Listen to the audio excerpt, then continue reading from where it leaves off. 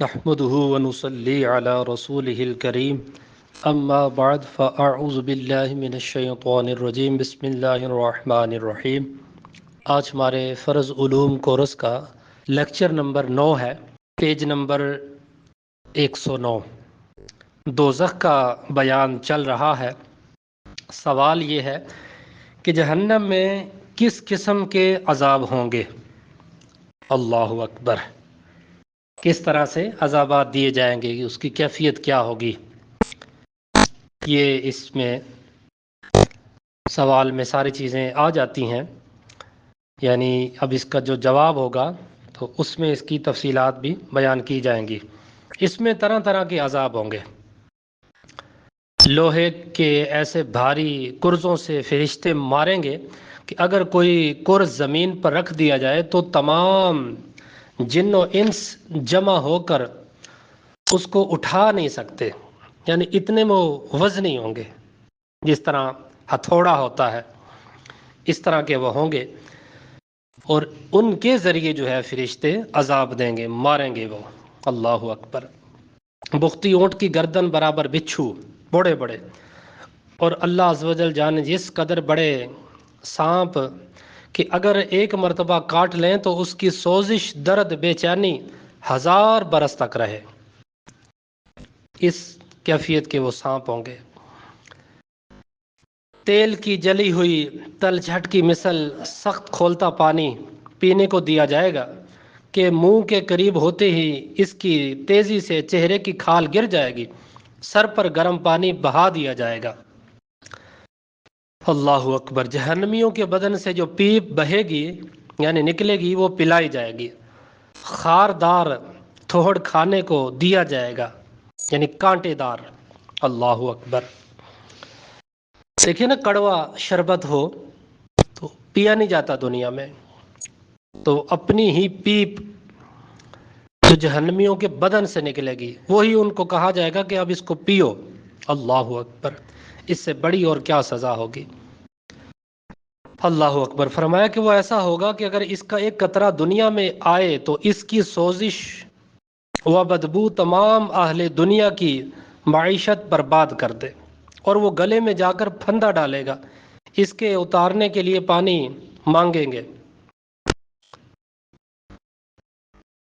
ان کو وہ کھولتا پانی دیا جائے گا کہ منہ کے قریب آتے ہی منہ کی ساری کھال گل کر اس میں گر پڑے گی، اور پیپ، اللہ اکبر، جو یہ پینے کو دی جائے گی اس کا اندازہ کون لگا جا، اور پیٹ میں جاتے ہی آنتوں کو ٹکڑے ٹکڑے کر دے گا، اور وہ شوربے کی طرح بہہ کر قدموں کی طرف نکلے گا۔ اللہ اکبر۔ یعنی جس طرح پانی یا شوربہ بہہ جاتا ہے تو قدموں کی طرف نکلے گی۔ پیاس اس بلا کی ہوگی کہ اس پانی پر ایسے گریں گے جیسے توس کے مارے ہوئے اونٹ۔ بہت زیادہ جب پیاس لگی ہو، انسان شدت پیاس سے تڑپ رہا ہو تو اس طرح اس پر وہ ٹوٹ پڑیں گے پیاس کی شدت کی وجہ سے۔ پھر کفار جان سے عاجز آ کر باہم مشورہ کر کے مالک علیہ السلام، داروغ جہنم کو پکاریں گے کہ اے مالک، تیرا رب ہمارا قصہ تمام کر دے۔ مالک علیہ السلام 1000 برس تک جواب نہ دیں گے۔ 1000 برس کے بعد فرمائیں گے مجھ سے کیا کہتے ہو؟ اس سے کہو جس کی نافرمانی کی ہے۔ 1000 برس تک رب عز و جل، رب العزت کو اس کی رحمت کے ناموں سے پکاریں گے، وہ 1000 برس تک جواب نہ دے گا۔ اس کے بعد فرمائے گا تو یہ فرمائے گا دور ہو جاؤ، جہنم میں پڑے رہو، مجھ سے بات نہ کرو۔ اس وقت کفار ہر قسم کی خیر سے نا امید ہو جائیں گے اور گدھے کی آواز کی طرح چلا کر روئیں گے۔ ابتداً آنسو نکلیں گے، جب آنسو ختم ہو جائیں گے تو خون روئیں گے، روتے روتے گالوں میں خندقوں کی مثل گڑے پڑ جائیں گے۔ اللہ اکبر۔ رونے کا خون اور پیپ اس قدر ہوگا کہ اگر اس میں کشتیاں ڈالی جائیں تو چلنے لگے۔ اللہ اکبر۔ کتنی سخت سزائیں ہوں گی۔ سوال، جہنمیوں کی شکلیں کیسی ہوں گی اور ان کے جسم کے اعضاء کیسے ہوں گے؟ جواب، جہنمیوں کی شکلیں ایسی بری ہوں گی کہ اگر دنیا میں کوئی جہنمی اسی صورت پر لایا جائے تو تمام لوگ اس کی بدبو یعنی بدصورتی اور بدبو کی وجہ سے مر جائیں۔ اور جسم ان کا ایسا بڑا کر دیا جائے گا کہ ایک شانہ سے دوسرے تک تیز سوار کے لیے 3 دن کی راہ ہے، یعنی 3 دن کا وہ فاصلہ۔ ایک ایک داڑھ احد پہاڑ کے برابر ہوگی۔ احد پہاڑ پتہ کتنا ہے؟ اس کی گہرائی اللہ رسول ہی بہتر جانے، اس کی لمبائی چوڑائی کتنی ہے۔ ایک ایک داڑھ احد جو احد پہاڑ ہے اس کے برابر ہوگی۔ کھال کی موٹائی 42 ذرا کی ہوگی۔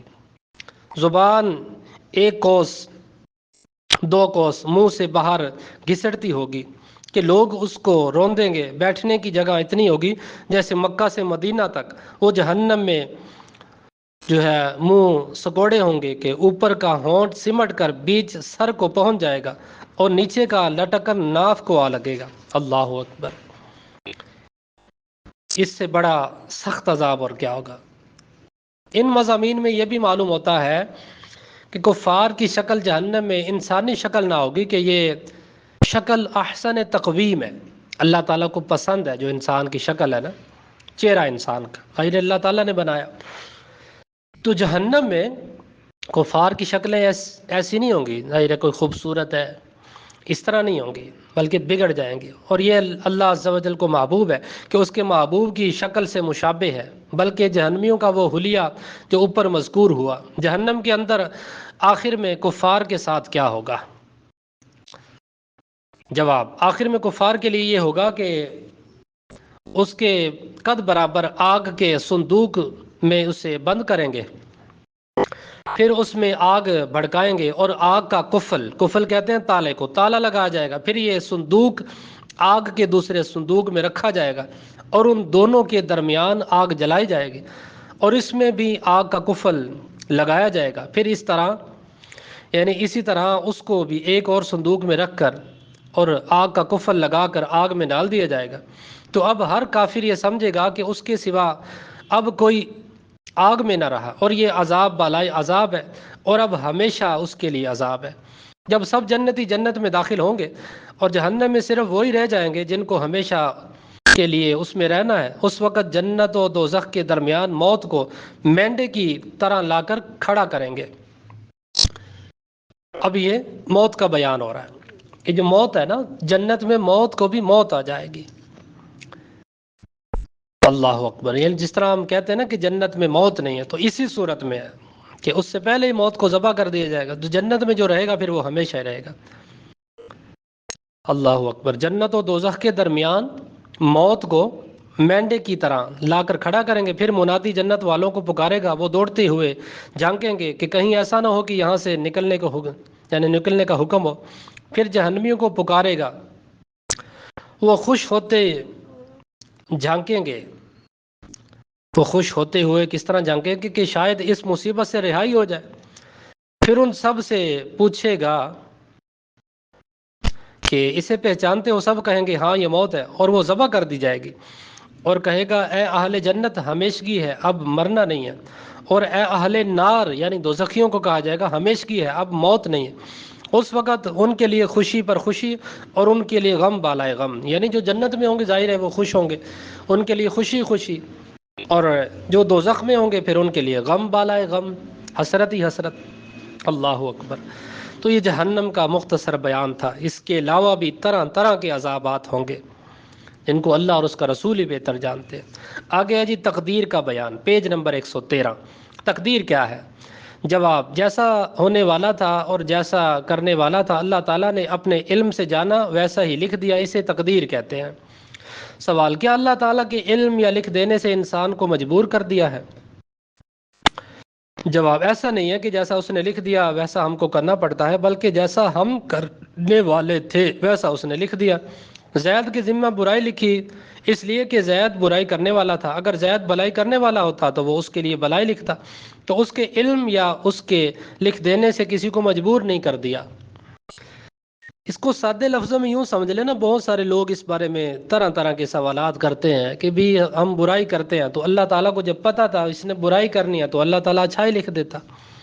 تو اللہ تعالیٰ نے پہلے اپنے علم سے اس کو جانا، تقدیر کو اللہ تعالیٰ نے پہلے علم کو اپنے علم سے اس چیز کو جانا کہ یہ بندہ کیا کرنے والا تھا، جیسا کہ ابھی میں یہ پڑھا رہا ہوں تو اللہ رب العزت کے علم میں یہ تھا، اللہ رب العزت جانتا تھا کہ یہ فرض علوم کورس کروائے گا، یہ پڑھائے گا، تو یہ لکھ دیا گیا، تو یہ تقدیر میں تھا۔ اب میں یہ پڑھا رہا ہوں تو آپ کے تقدیر میں، آپ کے مقدر میں پڑھنا لکھا گیا تھا تو آپ پڑھ رہے ہیں۔ اسی طرح اگر کسی کے مقدر میں برائی تھی، یعنی اس اللہ تعالیٰ نے اپنے علم سے جان لیا کہ یہ برائی کرنے والا تھا، تو اللہ تعالیٰ نے پھر وہ برائی لکھ دی۔ یہ نہیں ہے کہ اللہ تعالیٰ جو ہے یہ کہہ رہا ہے کہ بھئی تم برائی کرو، تم یہ غلط کام کرو، نہیں، اللہ تعالیٰ نے انسان کو عقل دے دیا، شعور دے دیا۔ اب انسان پر ڈیپینڈ کرتا ہے، کیا انسان کو نہیں پتہ کہ یہ راستہ غلط ہے تو نہ جائے غلط راستے کی طرف۔ اللہ تعالیٰ نے تو ہر چیز واضح کر دی ہے کہ یہ راستہ جنت کی طرف جاتا ہے، یہ راستہ جہنم کی طرف جاتا ہے۔ اب بندہ جان بوجھ کر جہنم کی طرف جائے تو اس سے بڑا بیوقوف کون ہے؟ تو برائی کر کے اس کی نسبت اللہ تعالیٰ کی طرف نہیں کرنی چاہیے، بلکہ اپنے نفس کی شامت تصور کرنی ہے کہ یہ ہمارے نفس کی شامت ہے۔ اچھائی کی نسبت اللہ تعالیٰ کی طرف کر سکتے ہیں کہ اللہ تعالیٰ نے ہمیں اچھائی کی توفیق دی، اللہ تعالیٰ نے ہمیں علم دین پڑھنے کی توفیق دی۔ آگے سوال ہے جی کہ تقدیر کے انکار کرنے والے کا کیا حکم ہے؟ تقدیر کے انکار کرنے والے کو نبی کریم صلی اللہ تعالیٰ علیہ وسلم نے اس امت کا مجوس بتایا ہے۔ مجوس کا مطلب ہوتا ہے مجوسی، آگ کی پوجا کرنے والا، یعنی جائز نہیں ہے، گمراہ ہوگا جو تقدیر کا انکار کرے گا۔ تقدیر کی کتنی اقسام ہیں؟ اقسام یہ قسم کی جمع ہے۔ تقدیر کی 3 قسمیں ہیں۔ ایک ہے مبرم حقیقی۔ سب سے پہلے اس کو آپ سمجھ لیں کہ مبرم حقیقی یہ ہے کہ علم الہی میں کسی شے پر معلق نہیں۔ معلق کا مطلب ہوتا ہے کہ لٹکا ہوا، معلق نہیں، اس کی تبدیلی ناممکن ہے۔ اکابر محبوبان خدا اگر اتفاقاً اس بارے میں کچھ عرض کرتے ہیں تو انہیں اس خیال سے واپس فرما دیا جاتا ہے، یعنی یہ بدلتی نہیں ہے۔ پہلی جو ہے نا قسم مبرم حقیقی، یہ نہیں بدلتی، بس جو لکھ دیا گیا ویسا ہی ہوگا، یہ نہیں بدلے گا۔ پہلی قسم یہ ہو گئی، یہ سمجھ آ گئی۔ دوسری ہے معلق محض۔ معلق محض کا یہ مطلب ہے کہ ملائکہ کے صحیفوں میں کسی شے پر اس کا معلق ہونا یعنی لٹکا ہونا ظاہر فرما دیا گیا، اس تک اکثر اولیاء کی رسائی ہوتی ہے، اس کی دعا سے ٹل جاتی ہے۔ ٹھیک ہے، ملائکہ کے صحیفوں میں، ملائکہ کے صحیفوں کا مطلب یہ ہے، یہاں یہ مراد ہے کہ جس طرح فرشتوں کی ڈیوٹی ہے، کسی کے ذمہ آگ یعنی بارش برسانا، کسی کے ذمہ موت ہے، جس طرح ملک الموت علیہ السلام، ان کو یہ ذمہ داری دے دی گئی، رجسٹر ان کے پاس موجود ہے، ان کو پتہ ہے کہ فلاں وقت میں فلاں ٹائم میں میں نے فلاں کی روح قبض کرنی ہے، تو یہ ان کی ڈیوٹی ہے۔ ٹھیک ہو گیا جی۔ تو یہ جو ہے نا معلق محض، یہ قسم ہے تقدیر کی، معلق محض تو ہے، یہ بھی تقدیر ہے، وہ بھی تقدیر جو اوپر بیان ہوئی، لیکن جو مبرم حقیقی ہے وہ نہیں بدلتی، لیکن جو معلق محض ہے یہ بدل جاتی ہے۔ اللہ تعالیٰ کا کو جب نیک بندہ دعا کر دے، اکابر جو اولیاء کرام ہیں ان کی دعا سے اللہ تعالیٰ اس کو بدل دیتا ہے، سبحان اللہ، تقدیر بھی بدل جاتی ہے۔ آگے ہے جی معلق شبیہ ہی مبرم، کہ مصحف ملائکہ میں اس کی تعلیق مذکور نہیں اور علم الہی میں تعلیق ہے، اسے مصحف یعنی مصحف اسے جو ہے ملائکہ کے اعتبار سے مبرم بھی کہہ سکتے ہیں، اس تک خواص و اکابر کی رسائی ہوتی ہے۔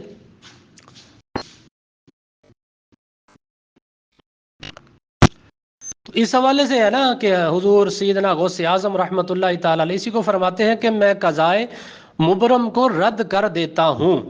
مطلب یہ ہے نا کہ تقدیر جو ہے بدلتی نہیں ہے، اوپر ہم نے پڑھا کہ تقدیر بدلتی نہیں، لیکن یہ جو چیز ہے نا، یہ جو دوسری قسمیں ہیں مبرم بھی یعنی معلق شبیہ بھی مبرم، کہ صف ملائکہ میں اس کی تعلیق مذکور نہیں اور علم الہی میں تعلیق ہے، تو اسے صف ملائکہ کے اعتبار سے مبرم بھی کہہ سکتے ہیں، اس تک خواص اکابر کی رسائی ہوتی ہے، یعنی جو اللہ تعالیٰ کے مقبول بندے ہیں، مقبولان بارگاہ ہیں، سادے لفظوں میں یوں سمجھ لیں کہ جو مقبولان بارگاہ ہیں، صف ملائکہ کے اعتبار سے اسے مبرم بھی کہہ سکتے ہیں۔ تو مقبولان بارگاہ جب اللہ تعالیٰ کی بارگاہ میں عرض کرتے ہیں تو پروردگار ان کے کہنے سے، ان کی عرض سے اس کو بدل دیتا ہے، سبحان اللہ۔ تقدیر کے معاملات میں زیادہ غور و فکر کرنی چاہیے یا نہیں کرنی چاہیے؟ جواب، تقدیر یعنی قضا و قدرت کے مسائل عام عقلوں میں نہیں آ سکتے، اس کو آپ اچھی طرح سمجھ لیں، عام عقلوں میں نہیں آ سکتے، تو ہمیں پھر بحث کرنے کی کیا ضرورت ہے؟ ان میں زیادہ غور و فکر کرنا سبب ہلاکت ہے، یعنی ہلاکت کا سبب ہے۔ صدیق و فاروق اعظم رضی اللہ تعالی عنہما اس مسئلے میں بحث کرنے سے منع فرمائے گئے، یعنی ان کو منع کیا گیا کہ آپ اس میں بحث نہ کریں۔ ما و شما یعنی ہم اور تم کس گنتی میں ہیں؟ اتنا سمجھ لو کہ اللہ تعالیٰ نے آدمی کو مثل پتھر اور دیگر جمادات کے بے حس و حرکت پیدا یعنی نہیں پیدا کیا، بلکہ اس کو ایک نوع اختیار، ایک طرح کا اختیار دیا ہے کہ ایک کام چاہے کرے چاہے نہ کرے، اور اس کے ساتھ ہی عقل بھی دے دی کہ بھلے برے نفع نقصان کو پہچان سکے، اور ہر قسم کے سامان اور اسباب مہیا کر دیے ہیں کہ جب کوئی کام کرنا چاہے اسی قسم کے سامان مہیا ہو جاتے ہیں، اور اسی لیے اس پر مواخذہ ہے۔ یعنی کہ برا کرے گا ظاہر ہے وہ پھر اپنے لیے کرے گا، اچھا کرے گا تو اپنے لیے کرے گا۔ انسان کو ہر طرح کا اختیار دے دیا گیا، عقل دے دی گئی، اب انسان خام خام بحث کرے، برا کر کے کہے لو جی مجھے سزا کیوں ملی، تو بھائی تو نے برا کیا کیوں ہے؟ تو دیکھیں نا، تقدیر کے معاملات میں ہم نے زیادہ بحث نہیں کرنی، بس اس چیز کو سمجھنا ہے، جتنا سمجھ آ گئی ٹھیک ہے، لیکن زیادہ بحث نہیں کرنی کہ اللہ تعالیٰ نے یوں کیوں کر دیا، اللہ تعالیٰ نے وہ کیوں کر دیا، یہ انسان کو بعض اوقات کفر تک لے جاتے ہیں، بحث نہیں کرنی۔ آگے ہے جی ایمان و کفر کا بیان۔ ایمان و کفر، ایمان و کفر کسے کہتے ہیں؟ ایمان اسے کہتے ہیں کہ سچے دل سے ان سب باتوں کی تصدیق کرے جو ضروریات دین ہیں، اور کسی ایک ضرورت دینی کے انکار کو کفر کہتے ہیں، اگرچہ تمام ضروریات دین کی تصدیق کرتا ہو۔ یعنی کوئی بندہ ایک بھی ضروریات دینی کا انکار کر دے تو ہم کیا کہیں گے کہ یہ بندہ کافر ہے۔ نمبر جو اگلا سوال ہے، ضروریات دین سے کیا مراد ہے؟ ضروریات دین وہ دینی جو ہے مسائل ہیں، مسائل دین ہیں جن کو ہر خاص و عام جانتے ہوں، جیسے اللہ عز و جل کی وحدانیت، انبیاء کی نبوت، جنت و نار، حشر و نشر وغیرہ۔ مثلا یہ اعتقاد یعنی عقیدہ کہ حضور صلی اللہ تعالی وسلم خاتم النبیین ہے، حضور کے بعد کوئی نیا نبی نہیں ہو سکتا۔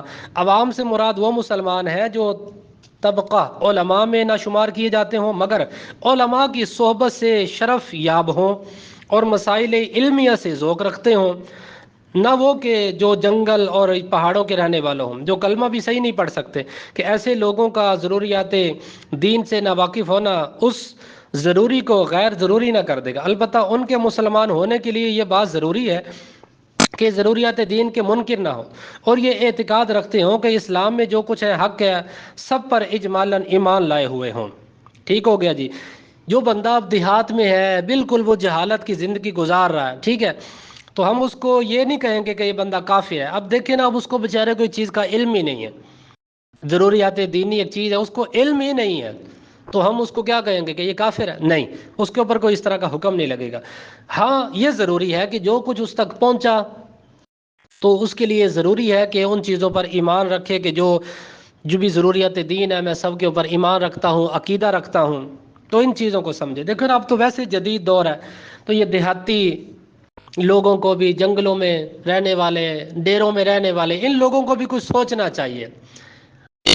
اگر یہ قیامت والے دن کہیں جی ہمیں تو کسی نے بتایا نہیں ہے، تو میرا تو خیال یہ ہے، یہ میں ایک اپنا ذاتی رائے پیش کر رہا ہوں، تو ہو سکتا ہے کہ ان کو جو ہے یہ کہا جائے، ان کا عذر قبول نہ کیا جائے کہ بھائی اتنا جدید دور تھا، نیٹ کا دور تھا، علم دین سیکھنا اتنا آسان تھا، تو نے کیوں نہیں سیکھا؟ ہو سکتا ہے کہ ان کو اس بات کی سزا ملے، اور یہ حقیقت ہے۔ دیکھیں نا، تو جدید دور ہے، دیہاتوں میں بھی انٹرنیٹ موجود ہے، سہولیات موجود ہیں، ڈیرہ جات جہاں پر شہرداری نہیں ہے وہاں پر بھی یہ چیزیں موجود ہیں۔ اب بندہ کہے نہیں جی مجھے تو کسی نے بتایا نہیں ہے، تو کمال ہے بھائی، بتایا نہیں تو خود جا کے پوچھ لے۔ اس طرح کے عذر اب نہیں چلیں گے، تو ان چیزوں کو بھی دیکھنا چاہیے، ان چیزوں کو سمجھنا چاہیے۔ اگر کسی کے پاس کوئی چیز نہیں پہنچی تو وہ خود سیکھے، کوشش کرے۔ جہاں پر بہت سارے غلط چیزیں سیکھ لیتے ہیں، انٹرنیٹ پر کیا کچھ نہیں دیکھتے، تو اچھی چیزیں بھی دیکھیں، اچھی چیزیں سیکھیں۔ اگر آپ کے قریب مدرسے نہیں ہیں، علماء نہیں ہیں، تو نیٹ تو موجود ہے، نیٹ کے ذریعے، انٹرنیٹ کے ذریعے آپ علم دین سیکھیں، علماء سے رابطے کریں، اچھی اچھی چیزیں سیکھیں، جو ضروریات دین ہے، ضرورت کے مسائل ہیں، بنیادی مسائل ہیں، وہ سیکھیں۔ اب جس طرح ہمارا یہ فرض علوم کورس ہے، دیکھیں الحمدللہ ان 2 جلدوں میں کتنا علم ہے۔ جب آپ یہ 2 جلدیں مکمل پڑھیں گے تو آپ کو پتہ چلے گا کتنا اس میں علم ہے۔ اللہ تعالی ہمیں عمل کی توفیق عطا فرمائے۔ وما علینا الا البلاغ المبین۔